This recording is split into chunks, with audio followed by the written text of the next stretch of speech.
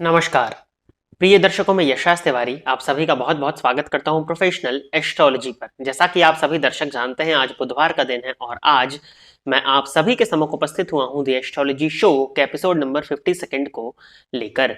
The astrology show में मैं आप सभी दर्शकों के द्वारा पूछे गए प्रश्नों के जवाब देता हूं। वो प्रश्न ज्योतिष से संबंधित हो सकते हैं, पूजा पाठ से संबंधित हो सकते हैं, आपकी जन्म कुंडली की प्लेनेटरी पोजीशन से संबंधित हो सकते हैं, ज्योतिषीय उपाय से संबंधित हो सकते हैं, या कोई भी प्रश्न जो कि आपके मन में हमारी ज्योतिष की फील्ड से, ऑकल्ट साइंस की फील्ड से संबंधित उत्पन्न होता है, आप उन प्रश्नों के जवाब मुझसे इस कार्यक्रम के माध्यम से पा सकते हैं। क्या करना होगा आपको अपने प्रश्नों को पूछने के लिए? इसी वीडियो के कमेंट सेक्शन में जाकर के आप अपने नाम के साथ में अपने स्पेसिफिक प्रश्न को दे दीजिए। फिर जैसे ही दी एस्ट्रोलॉजी शो के अन्य एपिसोड्स आते हैं, उन एपिसोड्स में मैं आप सभी दर्शकों के द्वारा पूछे गए प्रश्नों के जवाब को लेकर के उपस्थित हो जाऊंगा। यदि आप इस कार्यक्रम को देखते हैं और इस कार्यक्रम से आपका कुछ भी लाभ होता है तो आप इस वीडियो को लाइक करिए, साथ ही साथ इस चैनल को सब्सक्राइब करिए ताकि इन फ्यूचर जो भी कंटेंट मेरे द्वारा इस चैनल पर अपलोड किया जाता है उसका नोटिफिकेशन आपको मिलता रहे। अब हम बिना विलंब किए अपने आज के इस कार्यक्रम की शुरुआत करते हैं, बट उससे भी पहले जैसा मैंने आपको बताया कि दी एस्ट्रोलॉजी शो का एपिसोड नंबर 52 है और एक साल में 52 हफ्ते ही होते हैं एंड ये जो कार्यक्रम है ये हफ्ते में एक बार पब्लिश किया जाता है। इट मीन्स कि इस कार्यक्रम को चलते चलते एक साल हो चुका है। अब एक्चुअल डेट के लिए तो मुझे डेट्स में जाकर के चेक करना होगा, बट 52वां एपिसोड है, इट मीन्स एक साल कंप्लीट हो रहा है। 52 एपिसोड्स हो गए, मतलब एक साल इस कार्यक्रम को चलते चलते हो चुके हैं और 237 लोगों के प्रश्नों के जवाब 51 एपिसोड्स तक दिए जा चुके हैं। 4 प्रश्नों को इस कार्यक्रम में सम्मिलित किया गया है, तो 241 लोगों के प्रश्नों के जवाब भी इन 1 वर्षों में इस कार्यक्रम के माध्यम से दिए जा चुके हैं। तो ये सब आप सभी के सहयोग और सपोर्ट से ही संभव हो पाया है। तो आगे भी सपोर्ट इसी तरह से करते रहिएगा, इस कार्यक्रम को देखते रहिएगा, ज़्यादा से ज़्यादा लोगों के साथ में शेयर करिएगा ताकि उनके भी ज्ञान में अभिवृद्धि हो और उसका माध्यम आप बन सके। एक चीज और थी, एक सूचना और आप लोगों को देनी थी कि मासिक राशिफल की जो सीरीज है फरवरी 2024 की, वो हमारे चैनल पर ऑलरेडी पब्लिश की जा चुकी है। वर्तमान समय में आपको जो आई कार्ड पर लिंक दिख रहा है वो उसी प्लेलिस्ट का है, तो उस प्लेलिस्ट को जाकर के चेक कर लीजिएगा तो आप जान सकते हैं कि आपका फरवरी 2024 का मंथ कैसा जाने वाला है और क्या उपाय आपको करने चाहिए जिनको करके आप अपने फरवरी माह को श्रेष्ठ बना सकें। साथ ही साथ वार्षिक राशिफल 2024 की सीरीज भी हमारे चैनल पर अपलोड की जा चुकी है, जिसका लिंक डिस्क्रिप्शन बॉक्स में, तो वहां से भी जाकर के आप उस वार्षिक राशिफल को सुन सकते हैं और अपने वर्ष 2024 को उन उपायों को करके श्रेष्ठ बना सकते हैं। अब हम बिना विलंब किए अपने आज के इस कार्यक्रम की शुरुआत करते हैं और पहला प्रश्न जो है ये नमन शर्मा जी का है। इन्होंने एक शॉर्ट वीडियो पे कमेंट किया है, जो हमारा शॉर्ट वीडियो था कि शुक्र राहु की युति से जो लाभ मिलता है उस पर, हालांकि 2-2.5 वर्ष पुराना वीडियो है वो, उसमें इन्होंने लिखा है कि गुरुदेव क्या इस योग को नवमांश कुंडली में भी देख सकते हैं? देखिए, शुक्र राहु की युति से जो मैंने वहां लाभ की चर्चा की थी वो ये था कि आपको धन प्रदायक ये है कि धन आपको देता है। राहु से आकांक्षाओं को जोड़ करके मैंने बताया हुआ था कि कामनाएं होती हैं और उनके प्राप्ति के लिए आप लगे रहते हैं। बिल्कुल, अगर नवमांश में भी बना है तो धन के लिए तो ठीक है, परंतु नवमांश कुंडली दाम्पत्य के सुख को विचार करने के लिए भी देखी जाती है और शुक्र दाम्पत्य के कारक है। अब जब दाम्पत्य के सुख को जो कुंडली प्रदर्शित करती है उसमें दाम्पत्य कारक शुक्र राहु के साथ आ जाएंगे तो कहीं ना कहीं आपकी मैरिड लाइफ को बुरी तरह से प्रभावित करेंगे। बुरा प्रभाव उसमें देखने में मिलेगा। जीवन साथी के साथ में मतभेद होगा, मनमुटाव रहेगा, जीवन साथी के साथ में तालमेल नहीं बैठा पाएंगे, घर का माहौल कहीं ना कहीं कलहपूर्ण होगा क्योंकि शुक्र चतुर्थ के कारक होते हैं, तो कहीं ना कहीं परेशानी देखने में मिलेगी। तो धन तो भले ही आ जाए, धन तो भले ही आ जाए, परंतु घर का सुख नहीं मिल पाएगा और अल्टीमेटली आपने धन कमा लिया परंतु आप अल्टीमेट जो हैप्पीनेस चाहते हैं वो कहीं ना कहीं सुख के रूप में चाहते हैं, परिवार के रूप में चाहते हैं, उसमें कहीं ना कहीं कमी आ जाएगी। तो उससे फायदा भी है तो नुकसान भी है। आगे बढ़ते हैं। अगला प्रश्न जो है ये अभिषेक शर्मा जी का है। इन्होंने पूछा है कि मेरा मकर लग्न है, सप्तमेश चंद्रमा, ठीक है, 8th हाउस में, अष्टमेश सूर्य और बुध भी साथ में है, यानी कि मकर लग्न की कुंडली के अष्टम भाव में सूर्य चंद्रमा और बुध की युति है, ठीक है।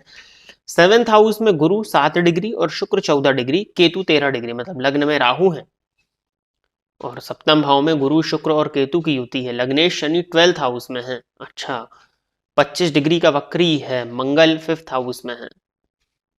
गुरु सप्तम में उच्च का है जी, तो सप्तम में उच्च का गुरु भी आपके दाम्पत्य जीवन में परेशानी का कारण बनेगा।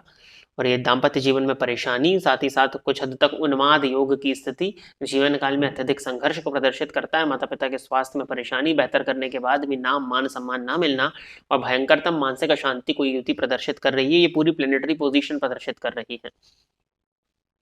आपके इष्ट देवता गणेश जी बनेंगे। आप गणेश जी की आराधना करिए। गणेश जी की आराधना करना आपके लिए सबसे ज्यादा बेनिफिशियल होगा। और मेरे हिसाब से तो आपको शिव परिवार की आराधना करनी चाहिए, जिसमें शिव जी हो, पार्वती जी हो और गणेश जी भी हो। तो वो आपके लिए कहीं ज्यादा बेनिफिशियल होगा। उससे आपको मानसिक शांति भी मिलेगी। और घर पे शिवलिंग ला करके रखिए, शिव जी का रुद्राभिषेक नित्य किया करिए, तो आपके मानसिक अशांति में काफी हद तक कमी आपको देखने में मिलेगी। आगे बढ़ते हैं। अगला प्रश्न जो है ये बीना शर्मा जी का, इन्होंने पूछा है कि शनि की साढ़े साती लग्न से देखी जाती है चंद्र राशि से। बढ़िया प्रश्न है, ये सबके काम आने वाला प्रश्न है। मूलतः गोचर का विचार चंद्रमा से ही किया जाना चाहिए। कारण, चंद्रमा मन का कारक है। इसके मल्टीपल रीजन है, मैं आपको मेन कारण बताता हूं। चंद्रमा मन का कारक है, और कोई भी प्लैनेटरी पोजीशन चेंज होती है तो सबसे पहले उसका जो इम्पैक्ट आता है वो हमारे मन पर आता है। प्लैनेटरी पोजीशन क्या, कोई भी घटना अगर घटित होती है तो उसका सबसे सीधा सीधा प्रभाव जो पड़ता है हमारे मन पर पड़ता है। इनफैक्ट अगर एक्सीडेंट भी होने वाला हो तो कष्ट शरीर को पहुंचता है, बट जो होने वाला रहता है तो जो कुछ पल होते हैं उसमें आपका मन घबरा जाता है, बेचैन हो जाता है, डर जाते हैं। तो कहीं ना कहीं मन इंपैक्ट कर रहा है ना। तो किसी भी तरह के गोचर का विचार सबसे पहले चंद्रमा से ही करना चाहिए। और शनि की साढ़े साती भी शनि के गोचर की चर्चा है, तो शनि की साढ़े साती चंद्रमा से ही देखी जानी चाहिए। परंतु जब हम सूक्ष्म अध्ययन करते हैं जन्म कुंडली का, और भी पॉइंट्स पर जब हम विचार करते हैं, तब हम गोचर को लग्न से भी देखते हैं। कुछ बड़े ग्रहों के गोचर को लग्न से भी देखा जाता है, परंतु जो शनि की साढ़े साती में परेशानियां देखने में आती हैं वो कहीं ना कहीं चंद्र राशि से ज्यादा वो परेशानी, वो मानसिक अशांति, मन शांत हो रहा है ना कहीं मन मन भयभीत हो रहा, मन शांत हो रहा, मन बेचैन हो रहा है, तो चंद्रमा से देखिए। बाकी फिर गोचर को, अन्य गोचर को लग्न से भी देखा जाता है, लेकिन सबसे पहले आपको चंद्रमा से ही देखना है। साढ़े साती का संपूर्ण प्रभाव आपको चंद्रमा से मिल जाएगा। बाकी हाँ, कुंडली के ग्रहों पर भी, जैसे मान लीजिए पंचम भाव में राहु बैठे हैं, अब समझ लेते हैं कि पंचम भाव में आपके मेष राशि है, वहां राहु बैठे हैं, और वर्तमान समय में मेष राशि पर ही राहु का संचरण हो रहा है, तो आपके राहु पर से राहु गुजर रहे हैं, इसको इस तरह से देखा जाएगा। या फॉर एग्जांपल मान लेते हैं आपके कुंभ राशि में राहु बैठे हैं, वहां पर से अभी वर्तमान समय में कुंभ राशि में ही शनि है, तो आपके राहु पर से शनि का गोचर हो रहा है, इसको इस तरह से। तो ये आगे का प्रिडिक्टिव पार्ट है, एडवांस्ड प्रिडिक्टिव टेक्निक में ये यूज होता है। लेकिन मूलतः शनि की साढ़े साथी का आप चंद्रमा से ही देखिए। किसी भी गोचर का विचार आप नॉर्मली करें तो वो चंद्रमा से ही देखें। जो मैंने मासिक राशिफल तैयार किया है वो आपकी चंद्र राशि के आधार पर ही तैयार किया है, क्योंकि कोई भी घटना अगर घटित होगी तो उसका सबसे पहले प्रभाव आपके मन पर ही पड़ेगा। तो मेनली जो गोचर का विचार है, जो राशिफल इत्यादि का विचार है, वो आपकी चंद्र कुंडली, आपकी चंद्र राशि पर ही देखा जाना चाहिए। आगे बढ़ जाते हैं। अगला प्रश्न जो है ये वैशाली जी का है। इन्होंने लिखा है कि D1 और D9 दोनों में धनु लग्न है, सप्तमेश D1 में उच्च के पर पाप पीड़ित हैं। सप्तमेश D1 में उच्च के पर पाप पीड़ित है, मतलब किसी शुभ ग्रह की दृष्टि इन पर नहीं है। D9 में सप्तमेश नीच का है, पर D1 में सप्तम भाव पर लग्नेश गुरु की दृष्टि है, रेट्रो गुरु लग्न में है। दोनों में मंगल शुक्र की युति है अष्टम भाव में कर्क राशि में। ऐसे में सप्तम भाव मैरिज लाइफ के लिए कैसा प्रभाव देगा? चंद्रमा कुंडली में भयानक पीड़ित है, पर सूर्य की स्थिति अच्छी है। हाँ, तो ठीक है ना, सप्तम भाव पर लग्नेश गुरु की दृष्टि पड़ रही है तो दाम्पत्य को बचाएगी यदि कुंडली का मिलान ठीक से हुआ है, क्योंकि सप्तम पति पीड़ित है।